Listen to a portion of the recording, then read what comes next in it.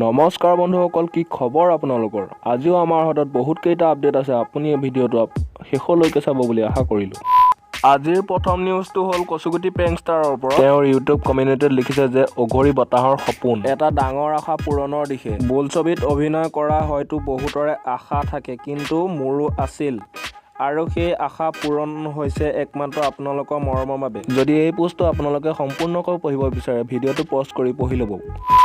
দ্বিতীয় নিউজটো হ'ল ভোট জলকীয়া চেনেলৰ ওপৰত। তেওঁলোকে 19 ফেব্ৰুৱাৰী তাৰিখে দিনৰ 2টা বজাত এখন মিটআপ ৰাখিছে। এড্ৰেছটো হ'ল Nehru park, cotton university road, Panbazar, Guwahati. যদি আপোনালোকে ইয়াৰ বিষয়ে বিতংকৈ জানিব বিচাৰে, ভিডিঅ'টো পজ কৰি চাই ল'ব। ইয়াৰ পাছৰ নিউজটো হ'ল পাখি ৰাজবংশীৰ ওপৰত। তেওঁৰ চেনেলে 1 লাখ ছাবস্ক্ৰাইবাৰ কমপ্লিট কৰিলে যদিও কালি তেওঁ চিলভাৰ প্লে বটন পাবলৈ সক্ষম হ'ল। যদি ভিডিঅ'টো চোৱা নাই, লিংক ডেছক্ৰিপশ্যনত আছে, চাই ল'ব পাৰে। তো মোৰ বহুত ডাঙৰ ড্ৰিম আছিলে, আজি পূৰণ হৈ গ'ল। মানে এইটো ইউটিউবাৰ সকলোৰে একদম একোটা ড্ৰিম, কি ক'ম আৰু, মানে এটা সপোন মোৰো আছিলে, আজি মোৰ পূৰণ হৈ গ'ল।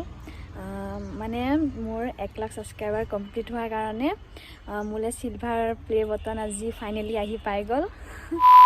ইয়াৰ পাছৰ নিউজটো হ'ল বিকাশ আমিনৰ ওপৰত। 2019 চনতে তেওঁ 1 লাখ ছাবস্ক্ৰাইবাৰ কমপ্লিট কৰিলে যদিও কালিহে তেওঁ চিলভাৰ প্লে বটন পাবলৈ সক্ষম হৈছে। কাৰণটো কি, তেওঁ নিজৰ মুখেৰে শুনি লওক। মোৰ মেইন চেনেলটো 2019 চনৰ নৱেম্বৰ মাহতে 1 লাখ ছাবস্ক্ৰাইবাৰ হৈ গৈছিল। মানে 1 লাখ ছাবস্ক্ৰাইবাৰ হ'লে চিলভাৰ প্লে বটনখন দিয়ে, কিন্তু মোক নিদিলে। কাৰণ মোৰ 1 লাখ ছাবস্ক্ৰাইবাৰ যিদিনা হৈছিল সেইদিনা এটা ষ্ট্ৰাইক আহি গৈছিল চেনেলত। ষ্ট্ৰাইক থাকিলে নিদিয়ে। যদি ভিডিঅ'টো সম্পূৰ্ণকৈ চাবলৈ বিচাৰে, ডেছক্ৰিপশ্যনত লিংক দিয়া আছে, আপুনি গৈ তাত চাব পাৰে। ইয়াৰ নেক্সট আপডেট হ'ল বিকাশ চেত্ৰীৰ ছেকেণ্ড চেনেল বিকাশ ফেক্টৰীৰ ওপৰত। অল ইণ্ডিয়া ৰাইডৰ এটা নতুন এপিছড তেওঁ বিকাশ ফেক্টৰী নামৰ চেনেলটিত আপলোড কৰিছে। যদি এতিয়ালৈকে চোৱা নাই, চাই ল'ব পাৰে। এটা সৰু ক্লিপ আপোনালোকক দেখুৱাইছোঁ। টপটোৰ ৱেইট মই কৈ দিওঁ, এই টপটোৰ ৱেইট 2,50,000 কেজি। এই টপটোৰ ৱেইট, আৰু এই টপটো একবাৰে চলোৱা হৈছে, বহুত বছৰ আগতে এবাৰে চলোৱা হৈছে। যিটো ইয়াৰ পৰা এই টপটো চলোৱা হৈছিলে, এইখিনিৰ পৰা এই টপটো চলোৱা হৈছে, আৰু ইয়াৰ যোনটো গুলি, এই গুলিটো গৈ কমচে কম 70 কিলোমিটাৰ দূৰত, 60 নে 70 কিলোমিটাৰ দূৰত গৈ পৰিছিলে, এবাৰে চলোৱা আহিছিলে। আৰু তাৰপিছত আৰু এইটো বহুত বিনাশকাৰী, চাই ল'ব, সেই জাপ মাৰা লোকেশ্যনটো এইটোৱে হয়।